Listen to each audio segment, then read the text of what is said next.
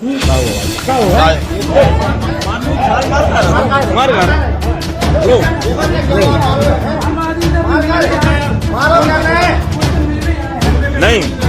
कोई के घर में मिली आएगा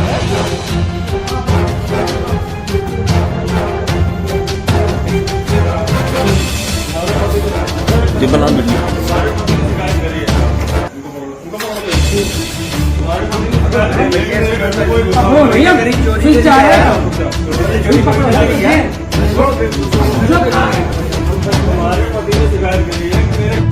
उत्तर प्रदेश के महोबा से एक बेहद ही चौंकाने वाला मामला सामने आया है। जिले में एक संविदा कर्मी ने अपनी पत्नी को देर रात संदिग्ध हालत में पराये मर्द के साथ रंगे हाथ पकड़ लिया। पति को पहले से पत्नी की गतिविधियों पर शक था और उसने मौके पर 112 नंबर डायल पुलिस को भी बुला लिया। पूरा मामला मऊ रानीपुर थाना क्षेत्र का है, जहां देर रात हुई यह घटना अब सोशल मीडिया पर जमकर वायरल हो रही है। पति जिला अस्पताल में संविदा पर कार्यरत है। उसने बीती रात 112 नंबर पर कॉल कर पुलिस को बुलाया। पीड़ित पति का आरोप है कि उसकी पत्नी जो बाबू के पद पर तैनात है, उसे लंबे समय से धोखा दे रही थी। संदेह के चलते वह उसकी गतिविधियों पर नजर रखे हुए था। रात के समय जब पत्नी अपने सरकारी क्वार्टर में एक सभासद के साथ मिली तो पति ने मौके पर पहुंचकर दोनों को रंगे हाथ पकड़ लिया। सूचना पर पुलिस पहुंची और दोनों पक्षों को समझाने की कोशिश की, लेकिन कहासुनी बढ़ गई और मामला थाने तक पहुंच गया। पीड़ित पति ने बताया कि उसकी पत्नी उसे पहले भी गंभीर धमकियां दे चुकी है। उसका कहना है कि पत्नी ने कहा था, तुझे मारकर तेरी लाश को ड्रम में बंद कर दूंगी, कोई पता भी नहीं करेगा। इस धमकी के बाद से युवक मानसिक रूप से परेशान था और पीड़ित युवक ने पुलिस और प्रशासन से अपील की है कि उसे और उसके बच्चे को सुरक्षा दी जाए। उसका कहना है कि वह अपनी जान को लेकर बेहद डरा हुआ है और चाहता है कि मामले की निष्पक्ष जांच हो। इस पूरी घटना का एक वीडियो बनाकर सोशल मीडिया पर युवक ने साझा किया है, जिसमें वह अपना दर्द बयां करता दिख रहा है। वीडियो में वह रोते हुए दिखाई दे रहा है, साथ ही अन्याय की बात कर रहा है और लोगों से न्याय की गुहार लगा रहा है। यह वीडियो सोशल मीडिया पर तेजी से वायरल हो रहा है। इस मामले में मऊ रानी पुलिस ने जांच शुरू कर दी है। दोनों पक्षों से पूछताछ की जा रही है, साथ ही पूरे मामले को गंभीरता से लिया गया है। पुलिस का कहना है कि वीडियो और मौके के हालातों के आधार पर कानूनी कार्यवाही की जा रही है। क्या हुआ? मार घर मारो नहीं कोई के घर में मिली हुई आए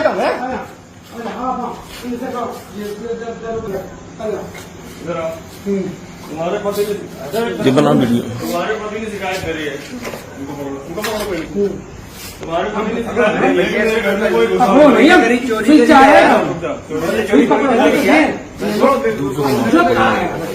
तुम्हारे पति ने शिकायत करी है कि मेरे घर में कोई घुसा हुआ है, तो मैं आया हूँ। ठीक है, कोई गलत कर दिया मैंने, कोई गलत किया तो क्या मैं आया हूँ, दरवाजा खुलवा रहा हूँ। चलो थाने फिर अरे थाने पे जाना पड़ेगा।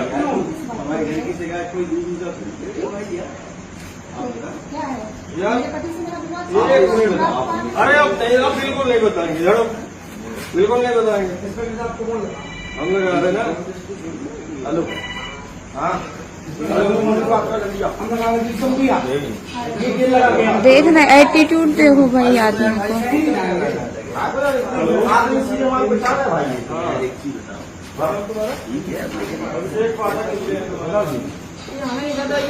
हाथ छोड़े ना मुझे मतलब, मैं तो हाथ छोड़े हूँ। मेरी पहले लड़ाई हो गई थी, मैंने पहले इनका ड्रॉप कर दिया।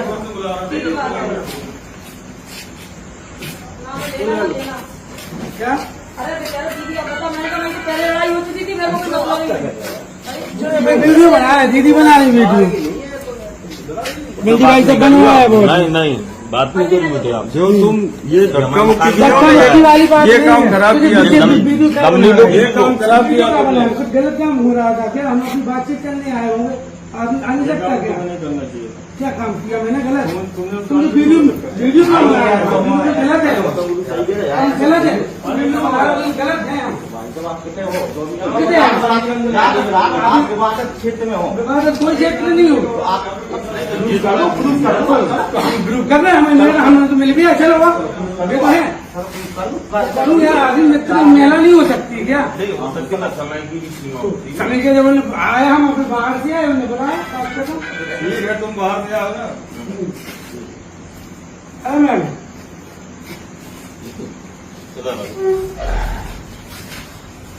तुम्हारी बहुत अच्छी से निपट जाती, लेकिन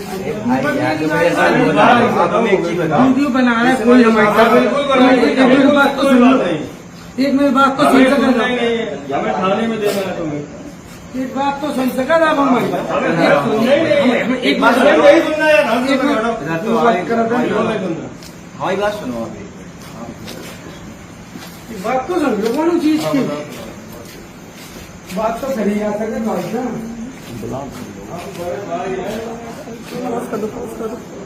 जी हम लोग ऐसे ही फिरते रहते हैं, कभी कोई वो चीज। अरे हम लोग अपनी बात कर रहे हैं।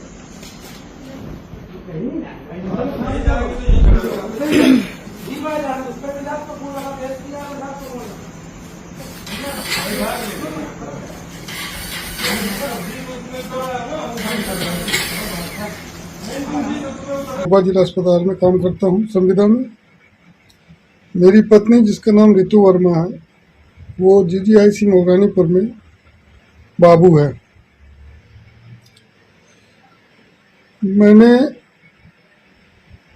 पिछले साल अक्टूबर की 10 तारीख को अपनी बीवी को किसी के साथ चैट करते हुए पकड़ा था और उसकी चैट देखकर मैंने उसको समझाने का बहुत प्रयास किया था। मेरे समझाने पर उसने कहा था कि मेरा शरीर मेरी मर्जी, मैं चाहे जो करूं, तुम होते कौन हो मुझे रोकने वाले। उसके बाद मैं और मेरी पत्नी हम अलग रह रहे थे। कल रात मैंने अपने बच्चे को वीडियो कॉल किया और वीडियो कॉल पे बच्चा मेरा सो रहा था तो मेरी पत्नी ने बच्चे की शक्ल दिखाई और उसके बाद फ़ोन को जैसे ही घुमाया तो मुझे किसी दूसरे व्यक्ति का आभास हुआ कि कोई दूसरा व्यक्ति खड़ा हुआ है। और जैसे ही मुझे आभास हुआ मेरी पत्नी ने फ़ोन कट कर दिया और फ़ोन कट करने के बाद जब फ़ोन कट हो गया तो फिर मैंने काफ़ी सोचा और सोचने के बाद करीब 2 या 3 मिनट के बाद मैंने 112 नंबर पर कॉल कर दिया। 112 नंबर पर कॉल किया, उसके बाद पुलिस पहुंची वहां पे और पुलिस पहुंचने के बाद जब मेरे किराए के मकान में पहुंची जो कि मोगरानीपुर में है गांधीगंज में, तो वहां उन्होंने दरवाज़ा खुलवाने का काफ़ी प्रयास किया और काफ़ी हल्ला गुल्ला हुआ जिसके कारण सारे मोहल्ले वाले भी लगभग उठ गए और सभी लोग देखने लगे कि पुलिस क्यों आई हुई है। मैं उस समय महोबा में ड्यूटी पे था। पुलिस वालों ने मुझको फ़ोन किया और कहा कि तुम्हारी पत्नी गेट नहीं खोल रही है। तो मैंने कहा सर मैं तो महोबा में हूँ, अब जैसे भी हो गेट आप खुलवाइए, कोई ना कोई तो मेरे घर में घुसा हुआ है। काफ़ी देर प्रयास करने के बाद पुलिस वालों ने गेट खुलवा लिया और गेट खुलते ही मेरे घर के दरवाजे से एक शख्स बाहर निकलता हुआ दिखाई दे रहा है जिसका नाम मुझे ज्ञात हुआ है कि अभिषेक पाठक है। और अब मुझे याद आ रहा है कि जो अक्टूबर में मैंने चैट पकड़ी थी इसकी, उसमें भी अभिषेक जी करके नाम लिखा हुआ था। तो ये वही शख्स है जिससे ये चैट करती थी। और ये रात में करीब 1 से 1:30 बजे के आसपास ये मेरे घर पे जो है मौजूद था और पुलिस 112 नंबर की टीम ने इसे रंगे हाथों वहाँ से निकलते हुए पकड़ा है। और उसी दौरान मोहल्ले पड़ोस वाले जो लोग वीडियो बना रहे थे उस व्यक्ति ने वीडियो बनाने वालों पर भी हमला करने की कोशिश की और पुलिस वालों को भी डराने धमकाने की कोशिश की। चूँकि वो व्यक्ति सुना है सभासद है और रसूख वाला है, इसलिए उसने अपना पूरा प्रभाव दिखाने की कोशिश की है।